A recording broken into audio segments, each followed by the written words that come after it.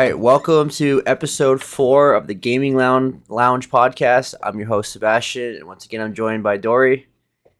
Hello.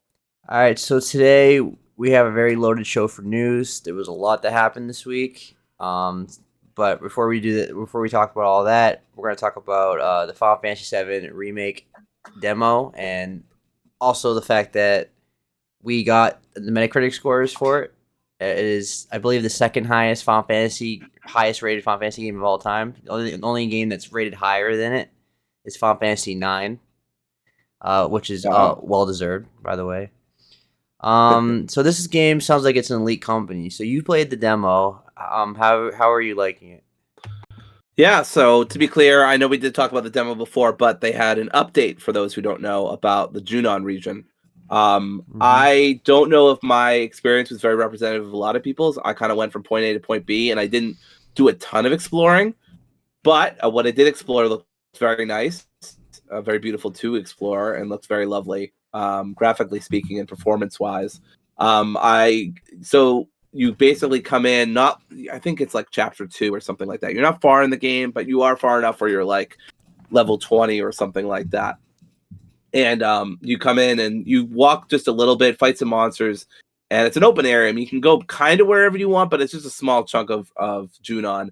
And you end up at this Chocobo farm, at least I did, and you can talk to Chadley, and he has a whole bunch of training for you. These are really important. I super recommend doing them because they get you re-familiarized and assessed with what's going on in the combat. The combat still feels incredible.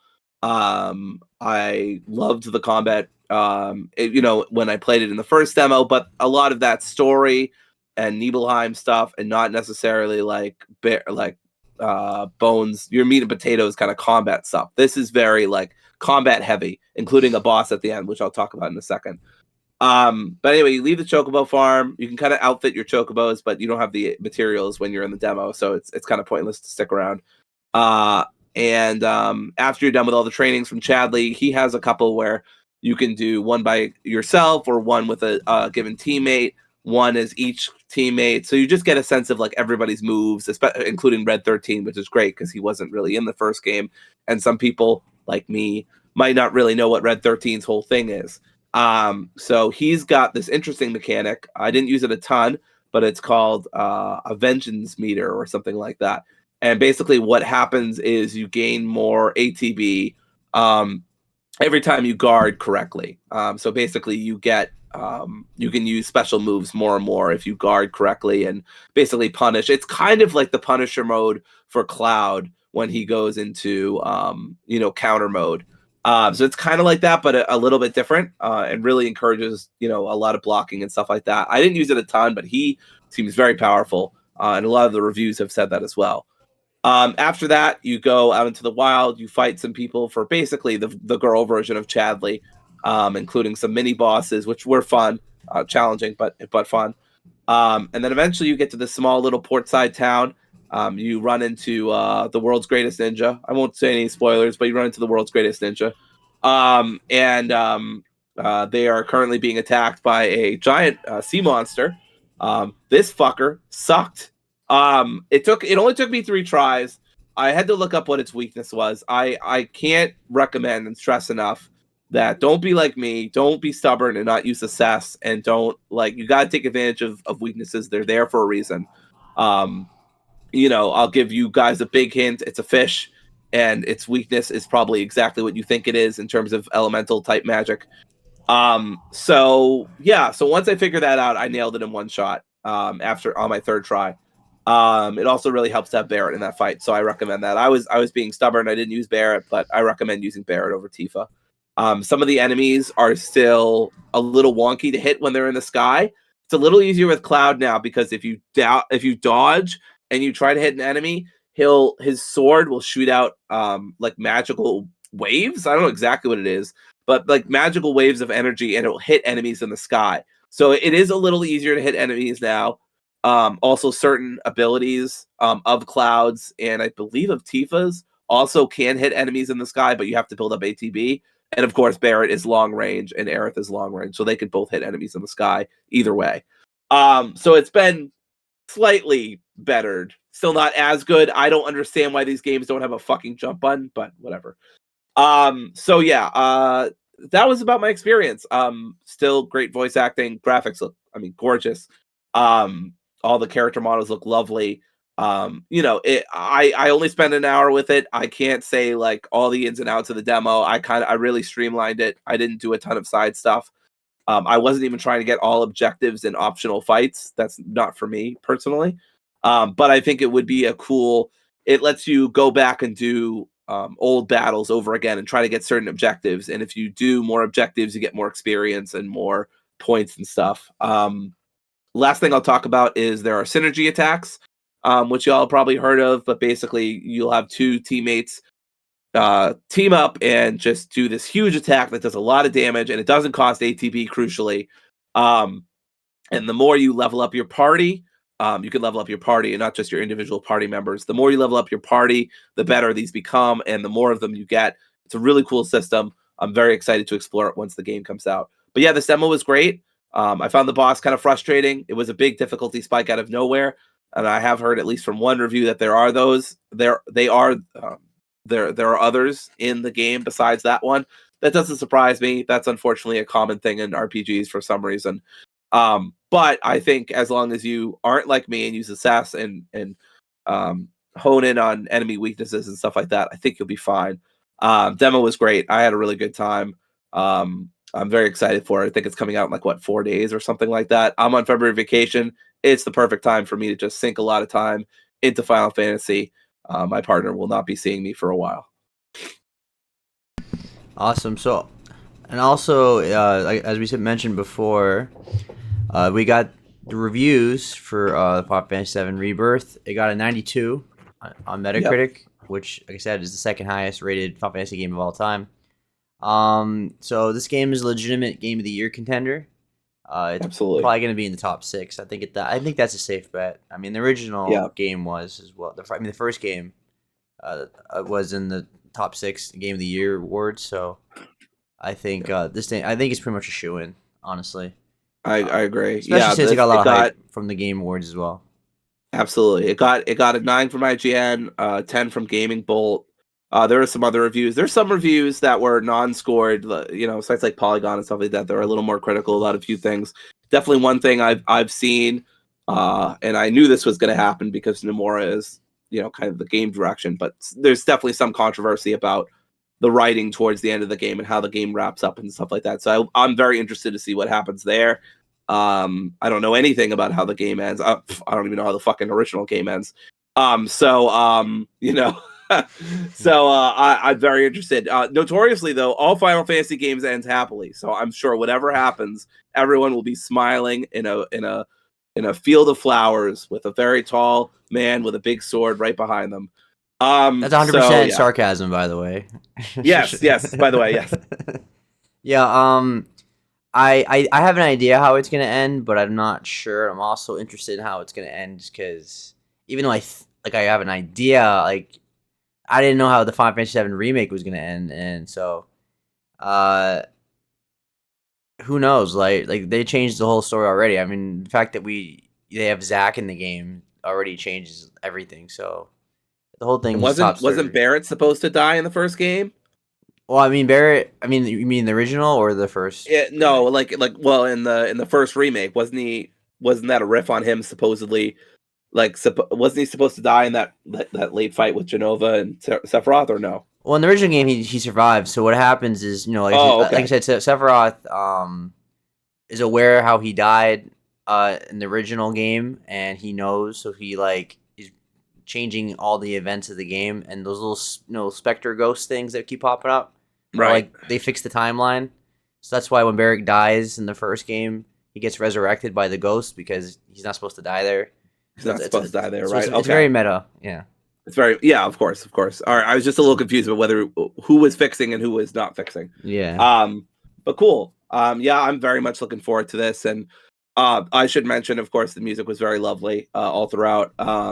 Hearing that bum bum bum bum bum bum bum bum bum bum bum. Yeah, that's my ringtone. But it's just so good. Very excited for I saw one part of a review where they showed a clip of Yuffie doing da da da da da da da da. It's so good. I know it's a little corny, it's a little meta, but I don't care. I love it. It's very fun and goofy. And this game apparently is supposed to be very goofy. I mean, if you've seen Barrett in that sailor costume, I'm excited for how stupid and goofy this is. But like big Yakuza vibes with the amount of goofiness and mini games mixed with sincerity and despair. Wait till you see Red 13 ride a chocobo. I did see that, and I took a picture actually, and it was incredible. And 10 out of 10, no notes. So great job, Square Enix. Also love they kept Red 13 disguised as a soldier walking on two legs. Yeah, I'm so excited for all that. That was in the original. I will say, last thing I'll say about the reviews too, I hear Queen's Blood is incredible. I don't know, even if it is that I will play it, I usually avoid those kind of time suck side activities, generally, not all the time. None of the other games for Final Fantasy VII or the DLC for the remake, none of those like side games I didn't get into them really. But maybe Queen's Blood will be different and I'll get sucked into it. But I've heard it's very good and it might be worth checking out for people who like that. So yeah, lots of stuff to look forward to. I'm super hyped. Like I said, I've got fairy vacation until early March. So I've got at least a few days to really play this game. So I'm super excited to give some impressions next week. Yeah, that's good. I mean, it is nice that it comes out on a Thursday, so I can play it on a Friday and a Saturday and Sunday. But fortunately, I don't have a break until March, so because we don't have spring break until March in Florida. Yeah, so we got winter break like I think a week after Massachusetts does. It's very strange. I don't understand the purpose, but yeah. Yeah. So, yeah. So, I mean, next week is our first time we're going to talk about it. Obviously, we're not going to go too in depth because we're only going to have 2 days to play it. So yeah. So what we're going to do is we're going to talk about it in parts. Like pretty much every episode starting next week, we're going to talk about it in pieces. Yeah. It's the only thing we're going to be playing because that's pretty much. Yeah. I'm already obsessed with it and it hasn't already come out. And yeah. Right. So let's move on now.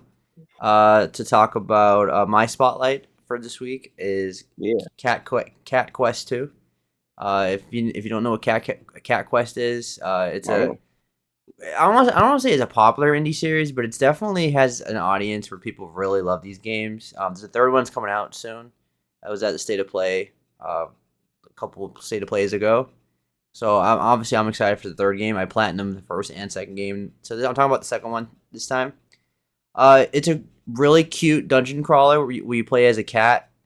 In this one, you can play as a dog as well. You have a co-op companion. This game is 2-player. The first one wasn't 2-player. And basically, what you do is you walk around like a map that's very it's not open world. I mean, I guess it's open world. It's like an open map. It's like 2D and 3D together, and you complete side quests and you go into dungeons and there's always little monsters in there and you basically kill all the monsters and get all the loot.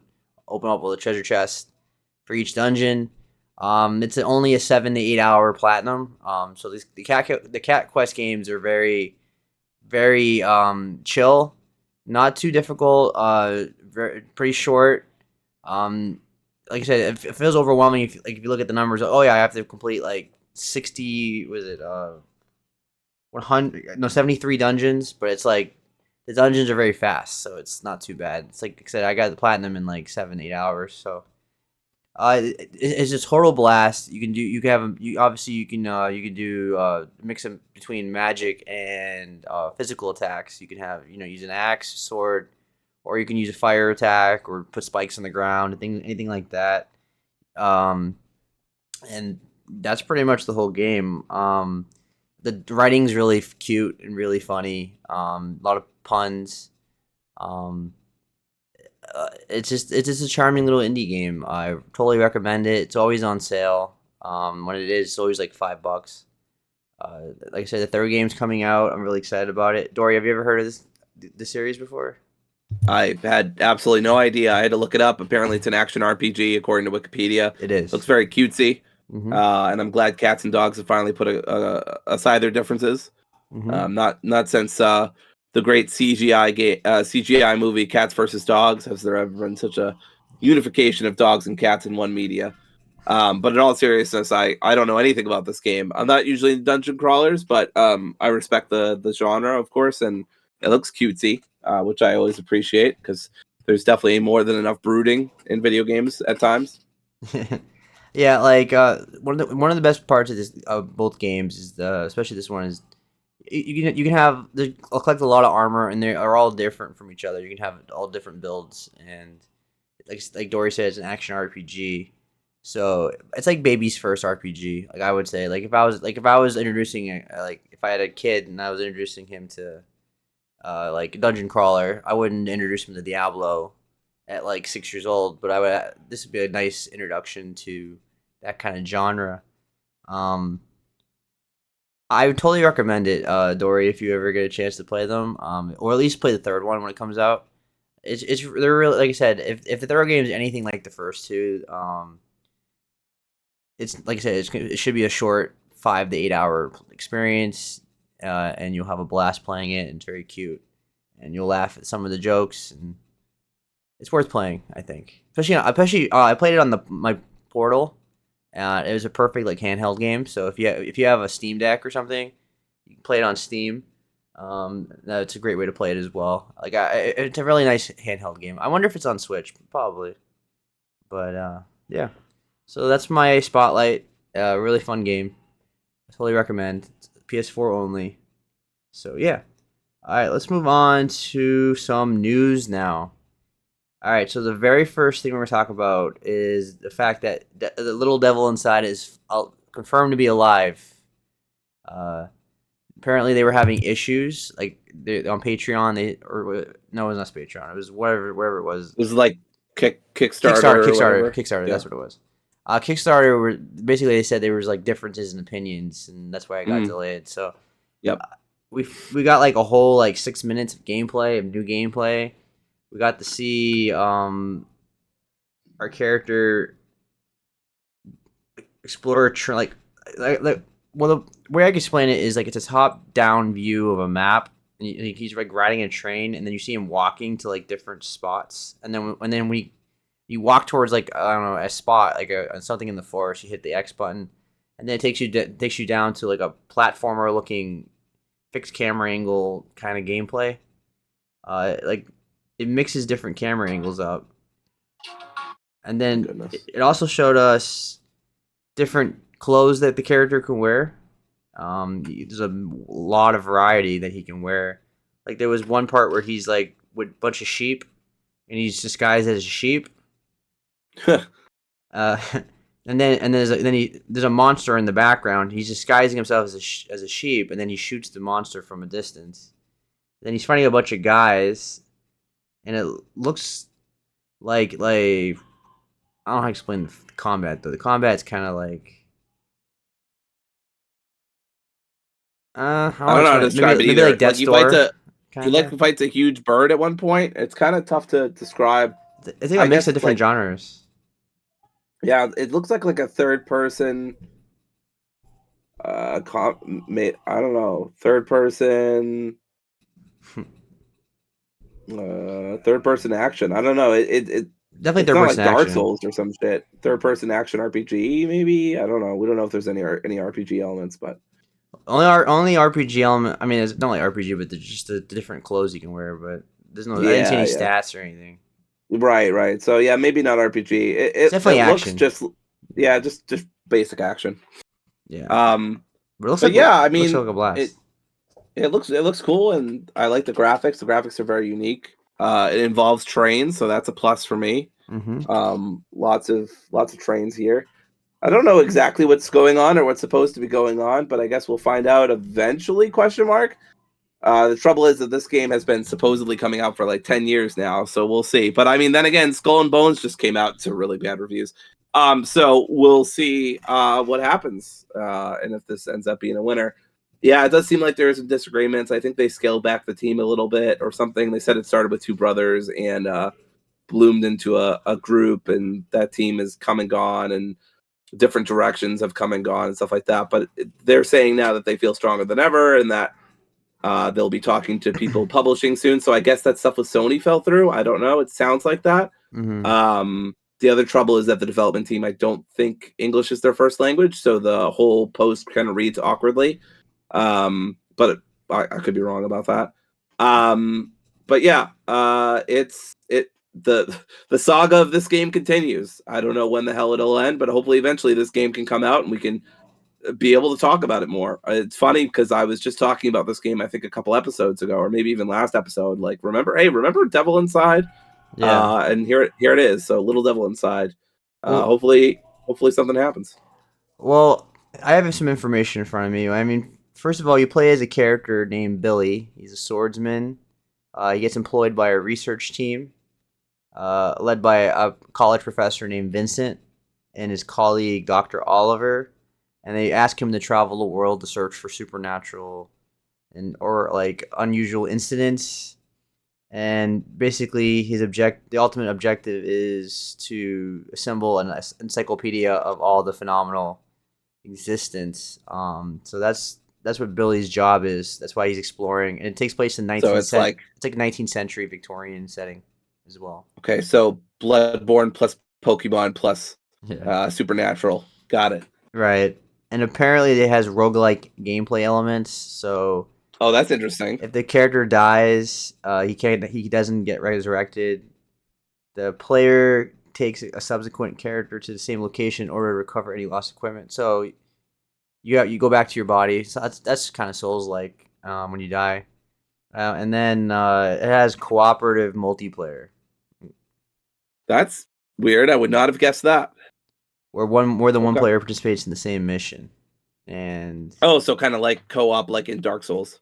yeah, and then additionally, the game features a possibility of random encounters between players. Random encounters. So Huh. So there's like some Dark Pokemon Souls again. DNA in here too, on top of the roguelite and Yeah, I was getting some Souls vibes from the Sounds like- gameplay, not but I like was but like too. an I indie was version of hesitant to it, say. like an indie Yeah, version. I was hesitant to say, but it did look pretty standard fare action. But it did, with the aesthetic and with Yeah, the sword and stuff and the movement and the way that blocking was going on, it did look a little Dark Souls-esque. yeah. The gameplay reminded me of Death's Door mixed with like a Souls game, but like I'm sure Mm. it's not gonna be as hard as a Souls game.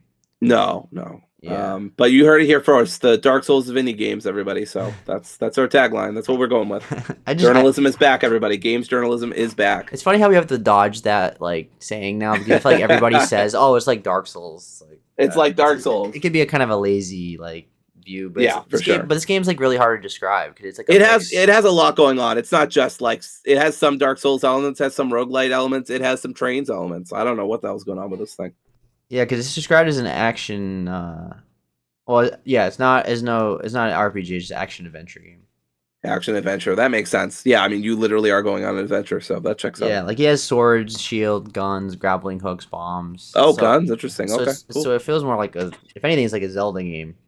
Mm, I wouldn't describe Tears of the Kingdom as a RPG. right. There's no stats. All right, let's move on now.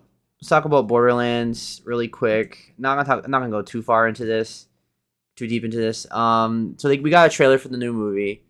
It looks like a lot of fun to me.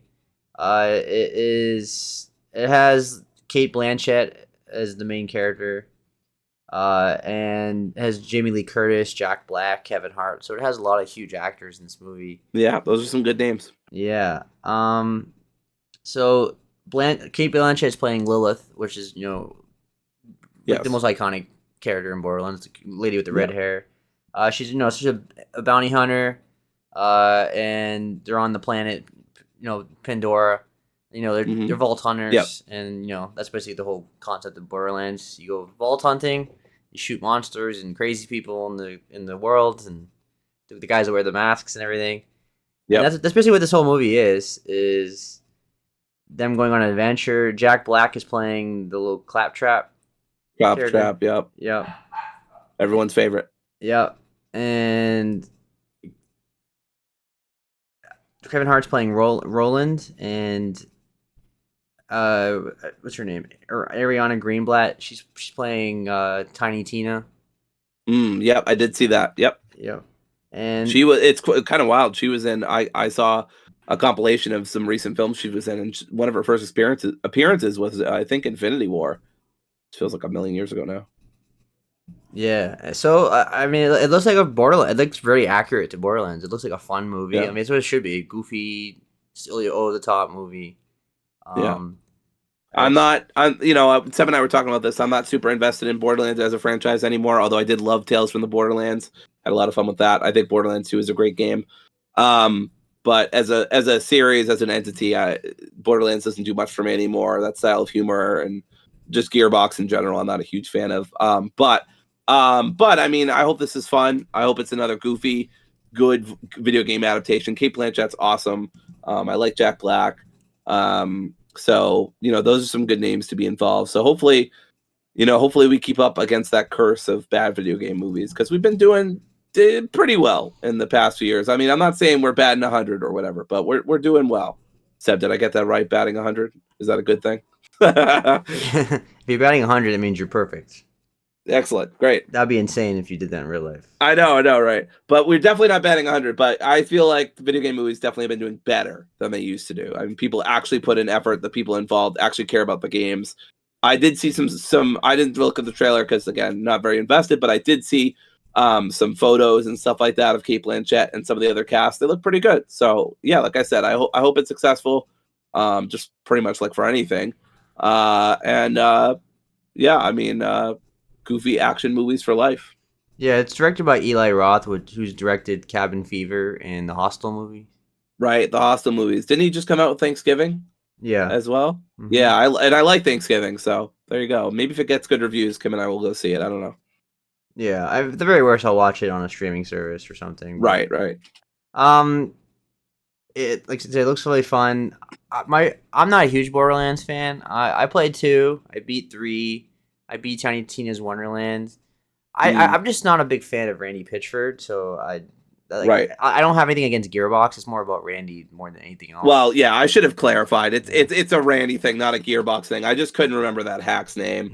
But yes, it is a Randy thing, not a Gearbox. If they got rid of him, I guess I'd be slightly more interested in whatever Gearbox comes out with. Yeah, and I thought the writing in Borderlands 3 was really cringe and just trying too hard to be. Yeah, I didn't think it didn't sound from what I saw, it didn't look good. Even honestly, even 2, which has some decent writing in it, was difficult at times to get through. And I also, as much as I thought Tales from the Borderlands was solid, I really enjoyed my time with it. Yeah, the writing in that is great compared. Yeah, the writing in that is great, but even then, there's still some moments every now and then. But it's better than Borderlands 2 in terms of that writing. Yeah, it's just that Borderlands 3. It's not that it was woke or anything. It was more of like it was written by like people that were like it was written by old people that think like how they think how millennials talk. How do you do my fellow kids? Like it's absolutely that classic scene of how do you do my fellow kids because it was definitely like 30 and 40-year-olds writing for like teenagers. Like, oh my god, these guys are streamers. Exactly. Cringe. So but Borderlands 3 was still a solid. That was a pretty good game. It was like maybe like the gameplay looks solid. I felt like it was like 8 out of 10 or 7 point, something like that. It was a good game. But yeah, the writing was bad. Another Borderlands news that basically Borderlands 4 is confirmed by Randy Pitchford. Oh, okay. Just the guy I wanted to hear it from. Thank you, Seb. I mean, he's the guy in charge of it. So no, I know. Well, he's just being a sarcastic asshole. He said, quote, "Look, we haven't even announced anything of it. Clearly, we're working on something, and I know that we're working on it, and holy shit, it's the greatest thing we've ever done, and I can't wait, but it's not time yet. It's not time yet. There will be time." So, I mean, it's not confirmed that it's Borderlands 4, but what else could he be talking about? That's what people are saying. What else has Gearbox even come out with, honestly? That's a good question. What have they come out with? I know. Like, I've never heard of Gearbox come out with anything besides Borderlands. So I don't know. I don't even know what else he could be talking about. Is there any franchises that they're coming out with? Well, I mean, they've done more than Borderlands. They've done Duke Nukem. Oh, I know. So really prestigious shit here. Duke Nukem. Famously a very good game, Duke Nukem Forever. They also did Battleborn, which died really fast. That got killed. That got killed by Overwatch. Right. I'm sorry. I'm not trying to be mean, but it is a little funny. And they did New Tales from the Borderlands, which was a huge drop off on the first one. Yeah, did not. Yeah, I was tempted to, and then I looked at the reviews and I was like, I don't think this is the same game I loved before. So And they did the Brothers in Arms game, but I never played that personally. Yeah, I've never played that either. So basically, it has to be Borderlands. They're basically the Borderlands company. Yep. All right, so let's move on now to the Elden Ring DLC. Now, this is huge news. I mean, this is my game of the year. This is gigantic news Last for year. me, especially. I mean, I just so invested in this topic. I'm so invested. God. I'm gonna let Seb handle this. Well, Dory doesn't like Souls games. She's changed her views on turn-based Here we RPG. go. So only a matter of time until I get her to play Souls. It's all slippery slope. It's all of a sudden, she's slope. gonna be like, "I love Sekiro, Bloodborne, Elden Ring. These are my game of the." I'm like, I can't believe I didn't play these games before. I'm so blown away. Liza P. All right, so as you know, Elden Ring won like almost every award. It just like sweeped everything when it won. It was game of the year, obviously by far. It had one of the highest rated. It was one of the highest rated games of all time on Metacritic. Yeah. I've praised the hell out of it multiple times. So obviously this DLC has been getting a lot of hype for months now. We've known about it for like, it feels like 2 years now that there was DLC being worked on. This is called Shadow of the Erdtree, which From Software says it's their largest expansion to date. It's gigantic. Better because it's $40, right? Yes, it's $40, which I think it's totally worth it. Probably. I mean, I trust From Software where I can say that $40 is probably worth it. I'm not even into Souls games, and I trust From Software. Like, that's how good their pedigree is. I'm not even into their style or genre of games, and I trust them to like make those $40 worth it. So that I wasn't saying that as like a dig. I'm just like, I was a little surprised, but it's got to be huge. Yeah. Some people were saying it was $80, but I think people are confusing the bundle where you get the DLC and the full game. Right. Yeah, that makes sense. Yeah, because there's no way DLC would be $80. That'd be God, no. Yeah, they're not stupid. So they promise a new story. It's guided by I don't know how to say it. I've never heard this person's name spoken out loud. I've always just read it. Classic Pokemon issue. Yeah. So it's Empyrean Miquela. I think it is Miquela. Like, it's the main person that's been advertised. Players are back into the land of Shadow, a place obscured by the Erdtree where the goddess Marika first set foot. In these strange new lands, players discover the dark secrets of the world as they meet others who follow in Miquela's footsteps with ulterior motives. So it sounds like we're going to the Shadowlands, or the Shadow Realm of Elden Ring, like the underground. I can't wait to meet Yugi and all of his friends. It takes place. Like I said, it takes place beyond the lands to explore the land of Shadow, which is completely new for Elden Ring, completely new world. Yep. Players seamlessly travel back and forth between its vast maps, interspersed with diverse situations and meticulous dungeons, where menacing enemies roam. I'm reading this from their own website. Obviously, it is an RPG, so there's gonna be a lot of new weapons, new equipment. New weapon skills and magic that was not in the base game. There's new enemies, new bosses, new plot lines. It's one of the best RPGs. I mean, there's tons of stat tree. Not stat trees, but there's a bunch of weapons you do. You're constantly looking at your character to update the stats and all that stuff. So there's different versions of it, editions. Let's say you get the bundle. That on bundle $80, I believe. Am I looking at this right? All right, so you have the regular edition, which is $40. You have a deluxe edition, which includes the expansion, an art book, soundtrack, and then I personally don't care about that kind of stuff personally. Right. People love that stuff. So, and then you have the premium bundle. You get the Erdtree, you get the expansion, and then I guess you get like the soundtrack and the art book as well. So I don't understand. Oh, actually, it's just a bundle. All right, so the bundle's $80. So I gotta understand that's expensive, but this game's worth that. I think if I'm looking at that right. The collector's edition is pretty awesome because that statue looks pretty nice. But like I said, I never buy collector's editions personally, even for games I really love. Like that Venom statue was cool, or that Leon Kennedy statue I saw was cool. I mean, that was 16 whole inches of Venom. I mean, that really makes you think. Let me make sure I got this price right.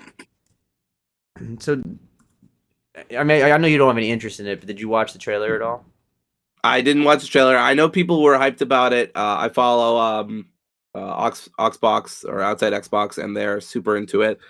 So I know they were like super hyped about the trailers. Lots of big Dark Souls fans over there. Yeah, I mean, I think this is awesome that they're doing more DLC dedicated for it. Historically, FromSoft has always done DLC, not always, but usually, I think, if not always, done DLC Pretty much. for their games.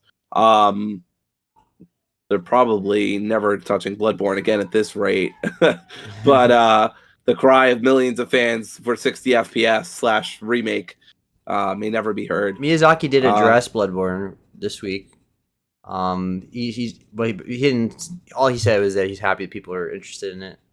Yeah, But yeah, and he said in the past that, and this is how much I've that people want it, because I've heard about it and you don't even have any interest, but he's basically said it's out of his hands, and if there is interest in doing it, then he's interested. yeah, From other people, but we'll see. I think eventually it'll happen, but we'll probably get a Bloodborne cart demake game before that happens. Oh, look, we did get a Bloodborne cart game before that happened. So anyway, not official, of course. But yeah, so I don't know. It's cool. I think my favorite thing about the Dark Souls game and the FromSoft game is the lore.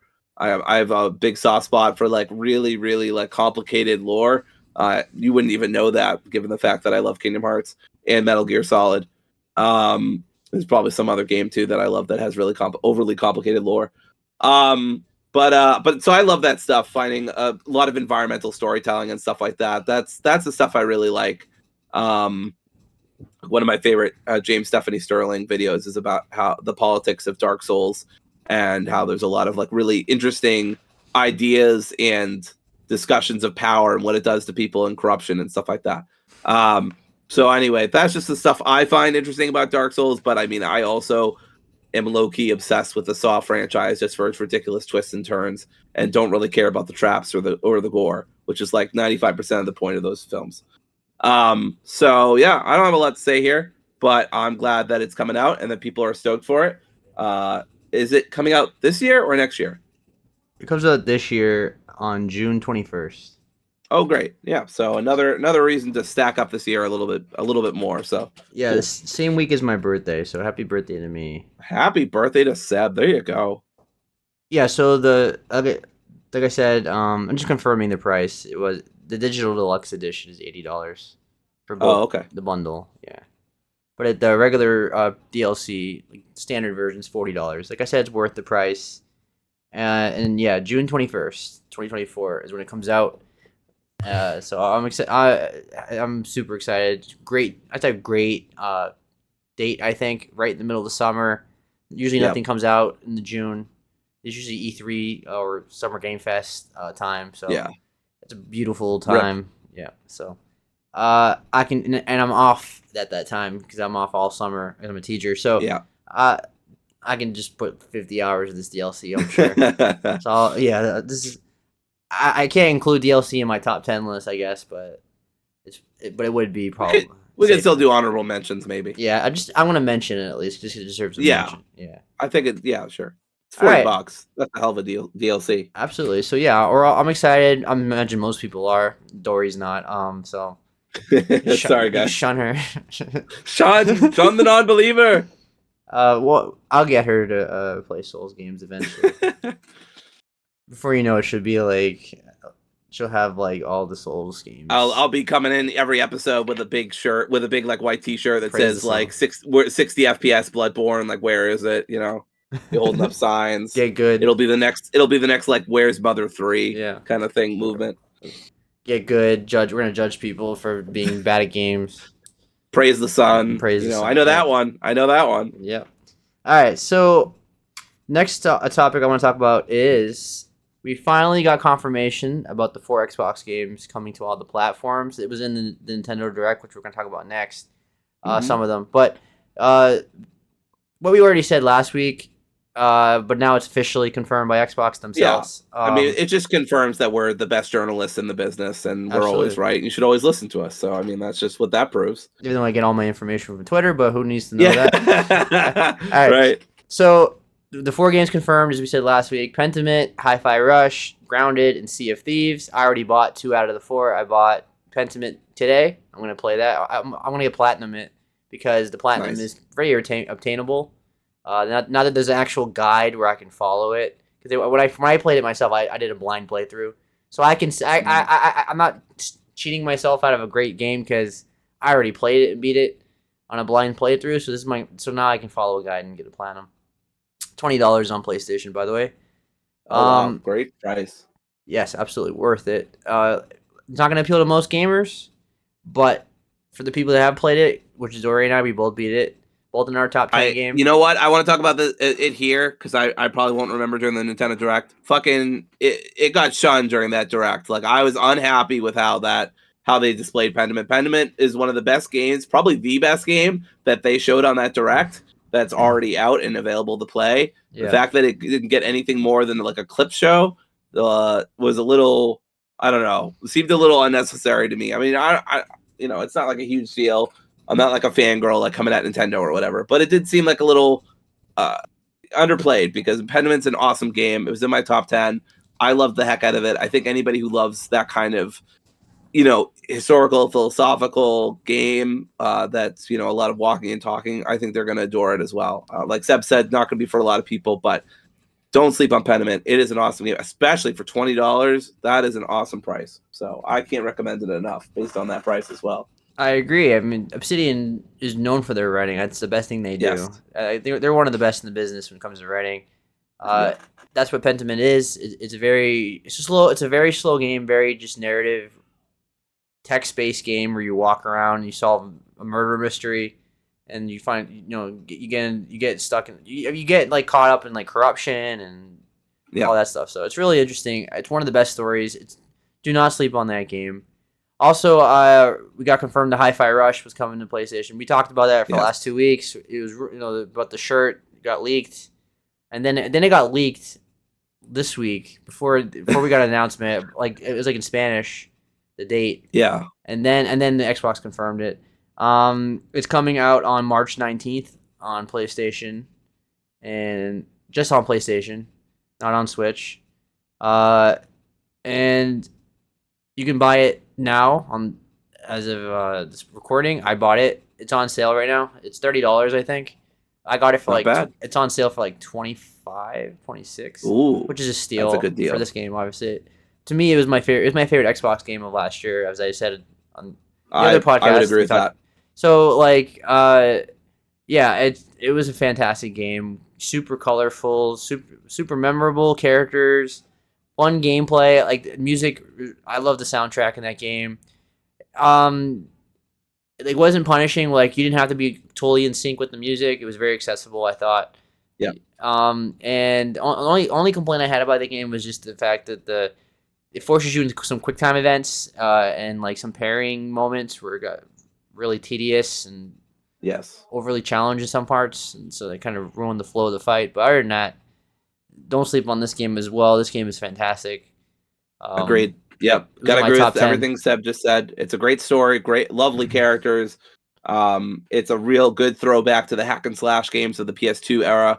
$25, like Seb said, is a steal. I heartily recommend this game. I heartily endorse this product, as Krusty the Clown would say. This is an incredible game that really shouldn't be slept on. One of the best shadow drops of all time, maybe. Probably the greatest shadow drop of all time, maybe. It's I can't think of another one. There. I can't think of others. It's definitely up there for what it's worth. Just a lovely game and all. Really fun to play, and they've also added DLC since the game came out. They added some battle tower stuff and some challenge modes and new costumes for characters. I mean, just $25 is a big time steal for this game. So, definitely recommending this as well. I think this was also my top 10, or if it wasn't, was barely not in my top 10 of the year it came out. I can't remember exactly, but great game. It was, if I remember correctly, it was my number 9. Great game. So like I said, it comes out on March 19th, only on PS5, not coming to Switch, which is interesting. I don't think people expected that. I guess because the Switch can't handle it, maybe. I don't know though. So I'm glad. Like Like I know Mitch was really happy. I saw him on Threads celebrating that he can finally play that game because he doesn't have an Xbox or a PC. So Yep, I'm glad that more people get to play this game. It's a great game. absolutely. All right, so another game from Obsidian was Grounded, which is coming out on PS4, PS5, and Nintendo Switch. It was my number 8. It was my number 8 for 2023. So yeah, both of our top 10 lists. Anyway, sorry. Yes, Grounded. Yeah, Grounded. So Grounded, according to Xbox, has 20 million players. Wow. It's basically Honey I Shrunk the Kids, the game. Yes. Comes out on PS4, PS5, and Switch on April 16. And it's it's cross-platform as well. So people on Xbox and PC can play with PlayStation. Yes, it's cross-play, so you can play Xbox, That's huge. PlayStation, Nintendo, and PC. Everybody can play together. Yep.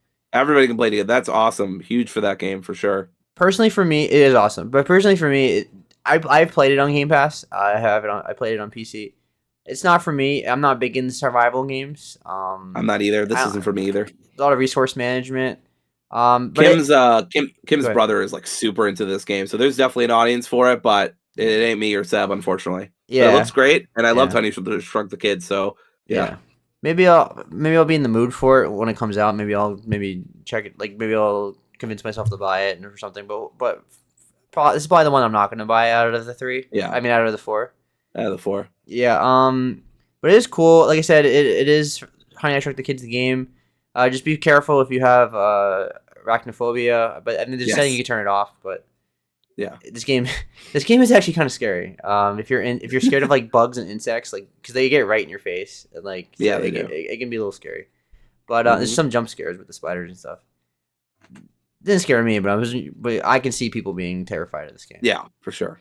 And then finally, Sea of Thieves, which is rare. The first time a rare game has ever been on a PlayStation platform in its entire history. Is wild. Yeah, because Dory and I are about the same age, and yes, we played Banjo and Conkers, and I don't know if you played Cameo. I don't know if you played Cameo on 360. I didn't play Cameo. I did play Donkey Kong 64. Fucking loved Donkey Kong 64 as a kid. And then I think they did. Didn't they do Diddy Kong Racing, or is that someone else? They might have done Diddy Kong Racing. I don't remember. I gotta look it up now. But yeah, anyway.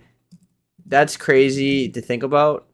You know, we live in a crazy world now where Microsoft owns Spyro and Crash, and Sony owns Bungie, and a Rare Games on PlayStation.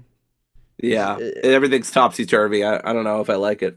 They did do Diddy Kong Racing, by the way. Yeah, okay, great. They also did Perfect Dark Zero, if you ever played that. Yeah, I never played Perfect Dark Zero, and I didn't play any of the disappointing sequels either, so... And they did GoldenEye, of course. Of course, GoldenEye. Yeah, I played GoldenEye. And I played Viva Pinata, if you ever played that as well. That's right, Viva Pinata. I remember when that came out. I didn't play it, but I do remember it. Very weird. In other words, Rare used to be one of the greatest developers, I think, for like platformers and shooters. So Sea of Thieves never really clicked at me personally. First of all, if you're by yourself, this game's not worth buying. I think this game is perfect with friends. It's just it's not a game you play by yourself. It has one of the greatest water like ever in a game. It just looks really nice. It's a fun game if you have friends. You be a pirate and go on adventures and stuff. I don't have a lot to say about it because I just never really clicked at me personally. It's not my kind of game either. Yeah. Half these games are very much for me. Pentiment and Hi-Fi Rush, the other two are very much not. So it's a very weird split. I'm probably not replaying Pentiment or Hi-Fi. I almost never replay games though, so that's nothing to say about their quality necessarily. Yeah. I mean, this is really cool though. I mean, I'm all in favor of games being more accessible to more people. So this is great that it's happening. Not really into Sea of Thieves. I love pirates, but if I wanted to go play an awesome pirate game, guess what? I just go play Black Flag. So would not go play Skull and Bones. I'll tell you that. Yeah. So Sea of Thieves had the most marketing in terms of like they really sold. They had like a whole. They had the developers get interviewed about being on PlayStation and stuff. Like they really like this is. I feel like the Microsoft expects this one to be the big seller, the big the one that draws PlayStation gamers in. Like, did they say how many people are playing Sea of Thieves? Because I know they said it was like they said 35 million. 35 million. My God. I'm more like I always question Xbox's numbers only because they always hide their numbers. They're never public Mm, with them. And then like yeah, I feel like they count the people that go on for 5 minutes and then turn the game off. They and count then oh log off. Yeah, so I don't know. I'm not trying to bash Xbox. I just they're yeah. not they're not super transparent with their numbers. So I don't It's trust just any corporation Microsoft's. really. But you It's know just Microsoft's president and a bunch of his like alt accounts. what I'm saying. I know this game does have an audience though, so I think this is awesome. For, the players get to play this now. It also supports crossplay between Xbox, PlayStation, and PC. It's not on Switch as well. It's not. So Switch couldn't handle it. It comes Yeah, out on April 30th. So it's not for me, but like I said, maybe around that time, maybe I'll be in the mood and like maybe I'll have some. Because I think most of the people that follow me and people talk to me on Discord and things like that mostly play on PlayStation. So if I get if I get like a crowd who wants to play it together, then maybe I'll jump on it. But because I did they usually say play, how much it's gonna be on PlayStation? uh, it's already on the store, I believe. Oh, okay. Let me check how much it is. Yeah, Pentiment was 20. Hi-Fi Rush was 25. They're all on the store right now, I think. Yeah, pretty wild. Yeah, let me look it up really quick. All right, no, this one it's on the store, but it's not. There's no price yet. It's just you can wish Oh, list okay. it. Yeah, So wish listed. Okay. I would guess it's $30. Yeah. It's gonna be in the 20s or 30s, I think. I don't think it's gonna be Yeah. $60. No, no. Yeah. So, uh, Cool beans. overall, people are upset though, of course, that like on Twitter because they were like, it's not fair that all the Xbox games are going everywhere and Xbox players are not getting anything in return. Like, I had people showing like, when are we getting cloud on our platform? And it's like, eh, if Xbox gamers probably should just move on because I think it's the future, or I think Microsoft's going to start putting more and more games on I the other agree. platform. I think it's just the beginning. I'm not saying they're going to put Gears of War or Halo on it like tomorrow, but it's going to be. I could see Gears of War going on a PlayStation platform maybe within 2 years or something. Like I think it's on the table at this point. I don't think it's unrealistic, and Yeah. I wouldn't be surprised if Sony does the same at some point as well. Because I I know their business like right now with the numbers and stuff. They're not they're not doing as well as they hope. Yeah.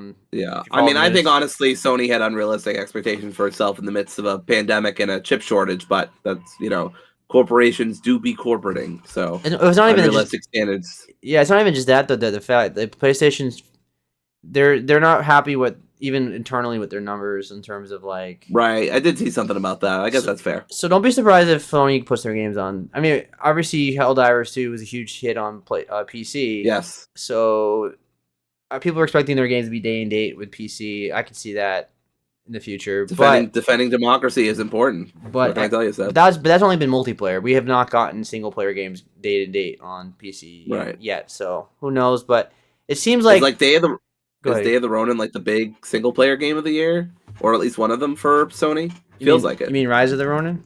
Rise of the Ronin, not Day of the Ronin. Rise of the Ronin, yes. Yeah, I What's mean going on? that and Stellar Blade is there too. And yes, and Stellar Braid. We have near Automata at home. I mean, obviously the biggest game is It's Final Fantasy. Final Fantasy is not a Sony published game. Stellar Blade Right. and Rise of the Ronin are, even though they're second party. And we don't. There's a lot of unknown for us to the year for Sony because they have not said anything. So Right. yeah. Anyway, people are upset, but I think people should gear up for a future where I think I can see every Sony and Xbox game being on PC and every other platform at some point. Like that I think the future. I think what we're used to for the last I don't know 30 years, where it's been exclusives and platforms competing against each other. I think that maybe the tide's turning in the industry, where it's not just Yeah. about the consoles anymore, or it's more about like the ecosystem, or like just having it's more about having the number of players in your game that are playing it. Yeah. But I don't know. We just don't Yeah. know. I mean, Seven, I don't know for sure. We're not business people or insiders or whatever. Yeah. But I think what Seb's saying makes a bit of sense, and I could see the multi-platform stuff happening more and more and more over time, especially as Nintendo does its own thing. Sony is just trouncing Xbox, and Xbox wants to do something to get ahead, and Sony eventually copies it. I mean, that's usually how it goes, right? Right. So we're probably down the line. I mean, you already see that anyway with Sony porting stuff 1 year later to the PC and whatnot. So yeah, I think it's going to keep happening. I think it's great personally, but there's always going to be people who think it's the end of the world, or at least think it's annoying in some way. Yeah, I mean, like I said, the console and the PC audience are two different audiences. As long as both players can play the game, I don't see the problem personally. Like, Right. but I'm not loyal to. PlayStation is my favorite platform, but I'm not loyal in the terms of like I'm upset if like God of War goes on Xbox. Like, it just doesn't affect me in any way. Like, Yeah, for sure. I just don't care. Doesn't At the end of the day, consumers are not executives in Xbox whose well-being and livelihood depend on. Like, we're not stockholders. Like, Yeah. it's not coming out of our wallets if they decide to go to PlayStation, and for some reason that Yeah. hurts Microsoft. I can't even imagine, or vice versa, it goes to it hurts Sony. Right. I can't even imagine a scenario in which that does happen anyway. This can only mean good things for Microsoft in terms of making money. So Yeah. I can only understand if like PlayStation was making games exclusively for PC and not for the console. Then yeah, I can understand some people being upset. Yeah, that but seems that's a not little happening. catty. That's not happening Yeah. anywhere. Microsoft is putting both their games on PC and Xbox, so it's not like Xbox games are losing out. Right. Only thing I think the two things I understand the frustration with Xbox players is making the game 30 frames per second, while it's 60 on PC, or it feels like you're getting the inferior version on Xbox. I know it's the console, but Starfield, it feels like Starfield should have been 60 frames on Series X. If you're the most powerful console in the world, your game should play 60 frames per second. I'm sorry. Right. And then the second one is games being exclusive on PC Game Pass for a while, and the Xbox gamers don't get those same games. Like, it feels like the PC gamers get more than the Xbox players. And then, vice versa. PC players on Game Pass don't get Gears 4 or Halo 5 or something like that. So it's right. Yeah, it should be more that of can be frustrating. synergy there. But other than that, I don't. Yeah. Everybody else they're upset because brand loyalty, I guess. Yes. All right, let's move on. Silly. So let's move on. So the one company that's probably going to be last in the transition of putting their games on other platforms, if ever, probably not, if ever, is Nintendo. They just had a Nintendo Direct this week, a partner Direct. So it wasn't like their first party; it was all like third party and stuff. And there was a lot of good games shown. I'm not really a Switch player anymore. Like, I play the first party games. Like, that's pretty. Yeah. I've said it since day one. I've had the Switch for a long time now. I only play their first party games. I play zero third party games on Switch. Like, I'm totally first party. So when I watch Nintendo Direct, like a partner one, I'm looking more for like games that are coming to PlayStation or PC. Yeah, because a lot of these games are coming to other platforms as well. So. For sure. But let's start with we already talked about Grounded. Actually, look, do you have a number of game you want to talk about, or do you I have like 3, 4, like 5 games that I could briefly talk about, but yeah, we can do it however you want. All right, so we'll just do your list first, and I'll talk about the games that interested me. Sure. The first game I wanted to highlight is Arranger, which is basically a puzzle game. Reminded me of Grindstone via someone else being reminded of Grindstone. Really like Grindstone. That's an awesome puzzle game that I sunk like 20 hours into or more. Not usually a puzzle gamer, but I do have a fondness for that kind of like really pretty looking, exciting puzzlers that are like really accessible and only get harder as time goes on, maybe, and eventually you fall off or whatever. So it's called Arranger. It's a new Nintendo Direct, or it's a new Nintendo Switch game that'll come out. I don't know exactly when it's coming out, but it's called a role puzzling adventure. So it looks really interesting. We don't know what it's coming to PS5 and PC as well. It's going, so PS5 and PC. So I am looking forward to it. It says that it has, let's see, this is directly from the Nintendo site. It follows the story of Gemma, a small-town misfit on a journey of self-discovery. Can she disrupt a culture of stagnation and find a place to fit in? Gameplay takes place on unique, interconnected grid that spans the entire world, snappily uniting movement, exploration, and combat. When Jenna moves, the world moves with her, creating both a playful sense of chaos and a regular stream of small, thoughtful puzzle mechanics that twist and play with the central mechanic. So it's an 8 to 10 hour campaign, breezy RPG without XP or inventory, story driven. It's a debut game from the artist behind Braid. That's why it looks familiar. So it looks cool. Is my main takeaway here. I don't know if I'll actually play it. I will wait for reviews, and if people are like, "Oh, this is so frustrating," I definitely will not be picking it up. But if there's a demo or something, then I will at least consider it. But yeah, a Ranger looks really cool. A role puzzling adventure. Next game I wanted to talk about real quick was let me go in order. Penny's Big Breakaway. This is a shout out tribute to classic 3D platformers. It's made from the same team that did Sonic Mania. So they've got a bit of pedigree behind them. Mostly getting 7s and 8s from people, as far as I could tell. Not a ton of people have been. I'm guessing not a lot of people got in advance because I'm not seeing a ton of reviews out. But from the people who have gotten in advance and have played it seems to be mostly positive. There are some frustrating elements of checkpoints later stages, and maybe some people might not like the retro graphic style. But if you grew up on the PS1 and the N64, like me and Seb did, you might really like it. It's basically a 3D platformer. It had already been shown off before, but now it's actually out. I haven't picked it up yet. I'm still back and forth. I'm very iffy about platformers. They could be very frustrating for me. The good thing about this is that checkpoints are usually pretty decent, and even if you die and lose all your lives, you just lose high score stuff, which doesn't matter to me. Hell, I don't even care about that stuff in Devil May Cry. So I definitely don't care about it in Penny's Big Breakaway. Which is fine. It's just funny to compare those two games.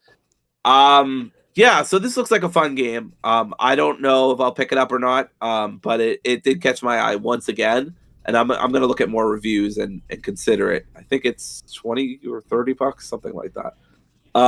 Yeah, the developers were originally picked to make a Sonic game, and right. So I could see this feels like a Sega game, even though it's not. This definitely will feel like a Sega. Your main item in this game is a yo-yo. That's helping you do the breakaway. You're running from the Royal Guard of Penguins. You don't necessarily die in this game. You just get captured. I watched a few reviews, so I kind of know the gameplay mechanics. And I watched the developer stream as well because I wanted to see how it ran. But it looks like a lot of fun. People who love classic platformers like Banjo-Kazooie or Spyro or Crash might really get a kick out of this, especially if you like Sonic too. Sonic as well. That's all I really have to say about that. It's also next game. Yes. Before we move on, it's also on Nintendo Switch, PS5, PC, and Xbox, on everything. Yeah, it's on everything. So yeah, this looks like this feels like a Switch game to me. Unlike Seb, I do sometimes play indie games on my Switch, but I don't blame him for playing it on PC either. I have an Xbox controller, so I could play it on PC or I could play it on PS2, I guess. But it feels like a Switch game to me. It feels like a game I'm gonna sit in bed and I would play with in my spare time. Yeah, I might get it on PS5 when it's on sale in the future. Yeah. Next game, Seb and I both might have some things to say about. I'm very excited about this. I already got spoiled on it beforehand. That's how excited other people were. But it's the Battlefront collection. I loved Battlefront 2 as a kid. I played the shit out of General Grievous. He was my favorite. Absolutely got so badly treated in the third movie, Revenge of the Sith. So that's one reason I have a vendetta against that movie. Giving my guy a fucking hacking fit as his character trait. Anyway, so basically, it looks really. I think it's like HD resed up or something like that. There's 64 multiplayer or some shit like that. 64 player. So it looks awesome. And I'm just so excited to play it with friends. I'm absolutely buying it day one. I will be playing it online. Maybe Seb and I will get a chance. I loved the heck out of this game as a kid. I actually have it on Steam, but I've never played it, never gone back and played it.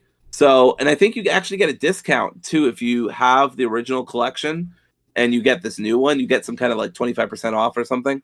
It's only like $30 normally. So yeah, I'm definitely there day one.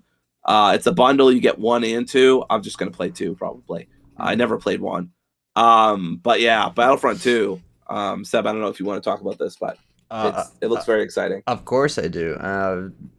Star Wars is my favorite franchise in the world. Battlefront 2 was one of my favorite games growing up. I played the hell out of that game in like 2004.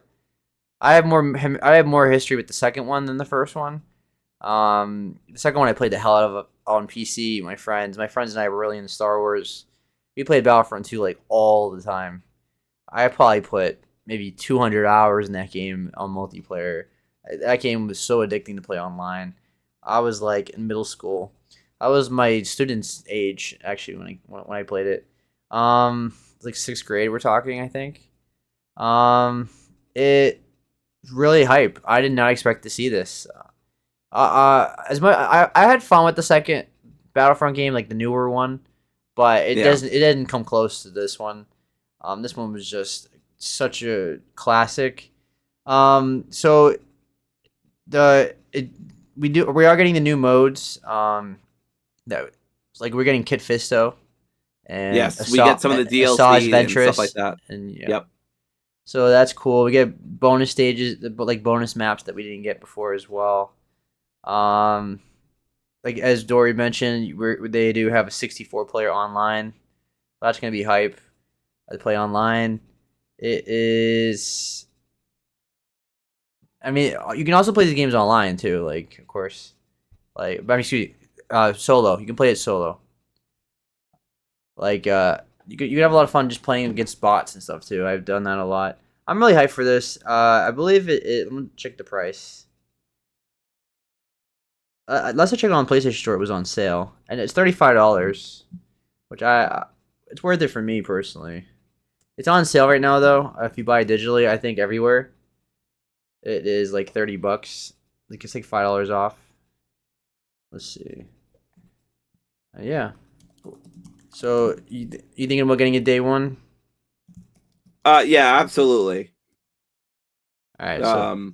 Yeah, I think this is definitely day one for me. I'd love to play some with you or some with friends who might be watching this podcast. Definitely hit me up. All right. Yeah, it looks really cool. Yeah, it's $35. On PlayStation right now, it is on sale for $31.49. So you save 10% if you have a Plus membership. I think it's sale. Like I said, I think it's on sale everywhere for $31. This is also day one for me. Comes out in March. March has now become a very stacked month. There's a lot of stuff coming out in March. But what was the next game you wanted to talk about? Yeah. Oh, and that's coming out on PlayStation, right? Yeah. Everything. Great. I'm getting on PlayStation day one. Mm-hmm. I want to briefly mention Sword Online. I don't know I would actually play it. I'm well aware of Sword Art Online as a fan of anime. It's one of the like big anime franchises. I only really mention it just because the art style looked really cool, and I love a good action RPG, and it looked like an action RPG. Don't think I'll actually pick it up, but I wanted to shout it out because it looked cool. The gameplay looks fun, and it's my kind of genre. So that's really all I have to say about it. Second to last game I want to bring up was Gundam Breaker. As somebody who just got done with Gundam The Witch from Mercury, which, by the way, excellent anime. Go check it out. Gay rights. It's Gundam Breakers looks really cool. I loved Gundam as a kid. I watched the original. I watched G Gundam, Burning Finger for life. I watched Gundam Wing. So melodramatic. So yeah, it just so excellent. I'm a big Gundam fan. Like I said, finished Witch from Mercury, which I loved both seasons. It's really cool. You can make your own Gundams and then you can bring them out to fight. I think there's some multiplayer stuff and maybe some co-op. I can't quite remember at this point. The title's goofy, but that's a Japanese title for you. I don't know. Again, another game I'm not sure I'd actually pick up, but I wanted to shout it out because it looked cool, and I do enjoy a good robot fighting game. So I just want to shout that out. Last game I wanted to shout out is Pepper Grinder. This game looks really fun. Kind of another platforming game, but like auto scroller elements too. It seems pretty fun. There's a demo right now. I meant to play it before we got on the pod so I could talk about it and say whether I liked it or not. But as you can tell from where this is going, I have not had time to do that, so I can't. But there is a demo out right now on the Switch or wherever it's out. So go pick it up, see if it's worth your time, if it's something you want to play. But it looks really fun. I don't know about the title, Pepper Grinder. Feel like there's a lot better things that they could have called this, something with drills or whatever. But yeah, that's my hot take on Pepper Grinder. I'm gonna be right back. But Seb, yeah, if there's any games you want to talk about. All right, so Dory hit on some of them, or most of them. This Nintendo Direct wasn't totally for me. There was not a lot of games that I'm personally gonna buy. One game I'm definitely gonna buy is Epic Mickey, the rebrushed, the remake of their was it PS3? I think it was, or 360. They're just copying Kingdom Hearts at this point. So come on, it's sad. Okay. This is such a good platformer. The first one, there's two of them. The second one wasn't as good as the first one. This is a classic platformer. I am so hyped for this. I love Disney. This is a must buy. This is day one for me. I just want to shit on Seb's excitement here for a second and say Rebrush is one of the worst fucking titles I've ever heard in my life. It does make sense, but it's just like they put "re" in front of a name, and they were like, "There we go, that solves that." I don't know why it bothers me. I think it's the grammar nerd in me, and I'm like, "Rebrushed," like we couldn't have done anything else. Anyway, sorry, that's me nitpicking. So I saw the comparison between the original and the remake, and yeah, it's like shot for shot the same, but like the lighting and everything's so much better. Like you can tell it's modern. Yeah. So day one for me. This caught me off guard. The funny thing is, I didn't even watch the direct first. I saw this on Twitter. Like, I saw a lot of, like, I think it was on PlayStation, where it was, like, they showed all, like, trailers for these games. And I was like, Epic Mickey. Like, what the hell, they remade this? And I didn't realize this was from the direct until I watched the direct after when I got home from work. I think what's so funny about that game, too, I mean, I'll try to say this vaguely, I guess, for plot spoiler reasons, but, like, for a really old game. But, like, it's what's really funny about this game is, like, Mickey is, like, totally the villain of this story. Like, he totally messes everything up. And then you got to go play as him, even though everyone else is like, what the fuck, Mickey? Like, what did you do? It's basically Fantasia, but they made a video game out of it. And Mickey is just being a dumbass with magic, which is always fun. Yeah. So, yeah, good stuff. Maybe if it gets good reviews, I might check it out. I never played the Epic Mickey games when I was a kid. And they do look like fun. Honestly, it does just look like Mickey from Kingdom Hearts decided to go do his own offshoot. Well, this is like 30s Mickey, like classic Mickey. Oh yeah, right. Well, it's the one that's not copyrighted anymore. Right. Well, just that's Steamboat Willie, Mickey. That's Steamboat Willie one, yeah. All right. Like I said, there's not a lot in this conference that appealed to me. The Shin Megami Tensei 5 trailer was cool. I'm not sure I'm gonna play that though, but it did jump out to me. It comes out the same day as the Elden Ring DLC, so yeah, that's not good for me. That's not good. And the South Park Snow Day, I'm still kind of interested in it. I'm not like expecting a lot from it, but it looks kind of fun. Fuck, that reminds me. I gotta talk about how we went from fucking battle. I'm not a big South Park fan anymore. I used to be. But I find their kind of centrism boring and yeah, anyway. Politics. But basically, we went from fucking Battlefront, which I was so hyped for, incredibly excited, and then I hear Eric Cartman's whiny ass voice, and I'm like, God damn it, like, what a fucking turnaround for me personally in terms of excitement. I was like, to go from a game which I'm like day one super hype, and then a game I'll never touch or never even look at. I just find South Park kind of annoying personally, not for me. I used to like when I was younger though. I was a fan at one point. Yeah. But that was kind of funny. I had kind of like a kind of fangirl whiplash. But yeah, good for the people who are excited. It does seem like a departure from the Fractured But Whole and Sick of Truth. It seems like a bit more of a brawler and like a multiplayer game. I'm not exactly sure. It's a multiplayer. But yeah, so cool. I mean, hope it's good for the people who like it. Yeah, it comes out next month, I believe. So We'll see with the reviews, but A I'm not little, I'm not little expecting late for much. snow day, guys. I've already had all my snow days. I think I will have for 2024. But thank you. And I don't have any, obviously. Florida, right? Fuck. All right, and the last thing that jumped out at me was them bringing back Endless Ocean, which was a Wii game. I had no idea what the fuck this was. At first, I thought this was fuck is that game? Subnautica or Abzul. Abzul? Yeah, that game. I thought it was the sequel to Abzul at first, and then I was like, oh, cool, because I kind of like that game. And then they were like, Infinite Ocean. And I was like, the fuck is that? Did you see that shark in that trailer? That shark looked fucking scary. I've seen a lot of like artist renditions of sharks, but that one, like the shark looked fucking demonic. That shark was pissed. They had something on their mind. They're like, those Wii graphics did me dirty. But yeah, it looks cool. I have no interest whatsoever, but it's cool to know that it was originally a Wii game. I didn't know that. I thought it was like, I was very confused why they saved that for last, but I guess it's big for like the people who played it on the Wii. Was it a big game? I don't know. Well, I had a Wii and I never played I don't think it's game. a remake or anything. I think it's a new game in the series. Oh, it's a new game in the series. Okay, so that's why they were hyping it I up. believe. Okay. I never played it, so I'm not sure. I'm not. I had a Wii. That was like when I was still playing video games before I took a long break, and I still had never heard of this series. So I don't know. Maybe that's more me than them, though. Yeah, it's a multiplayer game. You play with up to 30 players. Yeah, I thought that was interesting. And it's basically you just swim around and observe like fish and stuff. And I feel like people that are really in the oceanography and stuff are gonna be yes, oceanography. People are gonna rejoice. I actually took oceanography in high school, so those freaky fish nerds are gonna love that game. Yeah, not for me personally. I don't know. Definitely not for me. I couldn't care less. But will say I do feel bad for the digital whale sharks. I just know all those 30 players are gonna dunk on those whale sharks and call them fat or some shit.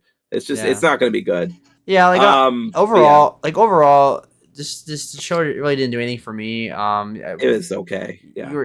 Big two was the Epic Mickey and Battlefront. That was the two. Yeah, as many games as I highlighted, almost all of them I probably won't actually buy besides Battlefront. And like I'll check out Pepper Grinder demo and I'll look into Penny and Arranger, but other than that, Gundam and Sword probably won't happen. Battlefront's day one. Other than that, I wasn't impressed at all. This left me wanting, honestly, for the most part. Like I said, I only play on first party games on Switch because I only have so much time in the day that I can't play every game on every platform. So I have to prioritize, PlayStation or PC as my main platform, and Switch I use as exclusive machine. And they have so many great exclusives that my Switch is not getting left out. Like I'm interested. I'm definitely interested in the Peach game and the Peach game looked cool. I did see a preview from IGN that seemed very positive, and I was like, you know what? If this gets good reviews, I might actually check this out. So we'll see. And I'm excited to play Luigi's Mansion 2 when it comes out. I did love Luigi's Mansion 3, so maybe I will check that out with Kim. If there's co-op, I'm probably there. I don't believe that one's co-op. It's a remake of the second one. So damn it. Okay. But that comes out like to summer, so I'm gonna wait till October to play that. That just feels weird to play that in the summer. But overall, I'm more in the Switch 2. I'm waiting for the Switch 2 to come out. I'm not really in the Switch right now. Like Switch is kind of just. I only use it for like Smash or Mario Kart with my students. And that's about it. I'm literally using the HDMI cable from my Nintendo Switch right now for my laptop to watch wrestling on TV. So that's how little my Switch is getting used right now, everybody. Yeah, it's not a bad platform at all, but it's just not something I really need. PC handles most of my indies. PlayStation handles the big games. My PC's powerful enough I can even do a good amount of like modern mid-range games or AA games or whatever you want to call them. So it's just not really necessary for me. Yeah, we're not bashing Nintendo. I'm just waiting for the Switch 2 at this point. Yeah. I think it's overdue at this point. Yeah, and it's probably not coming until next year. And then also we're getting Killer Instinct on Nintendo Online, which that was pretty cool. If you ever played the original Killer Instinct back in the day on the on the Super Nintendo. No, I did not. It's a fighting game. Nope. All right, that was cool. Yeah, that explains that. I barely played fighting games. That was I think that was in the Direct as well. Besides Super Smash, it wasn't there. Yeah. So besides Smash, yeah. All right, that's it for this episode. Next week is all about Final Fantasy. We're also gonna Oh yeah, it is. we're also getting that Pokemon Direct. Try not to overthink their use of Game Boy noise music, because people are people are hoping that we're getting red, blue, and yellow, or gold and silver, or something on the game Nintendo Online service. That'd be that would be awesome. Like that's what frustrates me about Nintendo Online. It's like wouldn't it be like why can't they have every freaking Pokemon game, all the GBA games on an emulator? It'd be so fucking hype if they could put Heart Gold on Switch. I would love that. Like every Pokemon game, like why? Like I don't get why any Yeah. of these companies don't do that. Like why doesn't Sony have every God of War game on their service? Like I don't understand why they're missing games. Why is Halo 5 not on PC? Like I just what are we doing? Very confusing. What are we doing? Very confusing. Yeah. So, but next week, Final Fantasy VII Rebirth. Can't wait. My game of the year probably. I will be Thursday. holding my head very proudly in Costa del Sol. I will be looking up like this. I do not see anything. Nothing's happening. I've definitely not seen any screenshots of Tifa and Aerith. And nothing's going on there, folks. Tifa's taking over the world right now. Yeah, Tifa's already taken over Italy, right? A lot, yeah, damn, you beat me too. I was gonna say a lot of Italian politicians going crazy right now. Hell yeah. So yeah, definitely Cloud, be on your best behavior, buddy. Look up to the sky, okay? Look up to the Sora. But after this, hopefully we get some Kingdom Hearts news now, because Nomura is done with this game. So let's. Nomura, you are done, buddy. Fucking bring it up. Come on, Kingdom Hearts 4. I'm hoping in the summer we hear something. If not, Tokyo Game Show at the end of the year. Right. I think we will hear something about Kingdom Hearts 4, whether it's a teaser trailer or we already got a teaser trailer, but like maybe a slightly more in-depth trailer or some kind of like general year release date, not specific season, not specific day, but like year, like it's coming out in 2026 or 2025. My brother's autistic and he's a huge like diehard Kingdom Hearts fan, like diehard. Yeah. And he keeps asking me when Kingdom Hearts 4 is coming out, and I keep telling him, I don't know. So Nomura, do it for my brother. Give him something. Do it for Seb's brother. Give him do something. it for me too, but like mostly for Seb's brother. Yeah, I mean he has keyblades on his walls and stuff, so he's a giant Kingdom Hearts fan. He's an autistic absolute fanboy about Kingdom Hearts. Can't relate. Couldn't be me. This is literally me, by the way. I literally just bought a Kingdom Hearts shirt, so I am also a diehard Kingdom Hearts fan. Yes. But give us a reason to talk about it again. All right, Dory. You have a good night. Thanks for joining me. I appreciate the late night podcast. I know you had a long day. Yes, I had to fucking go to Jersey to do. It was a whole thing, but I had to go to Jersey, and that's enough of a reason to shun this day from my memory. But yeah, it was a good time, and I'm very excited to talk about Final Fantasy next week. So look forward to that, folks. All right, have a good night. Peace. Bye. Bang.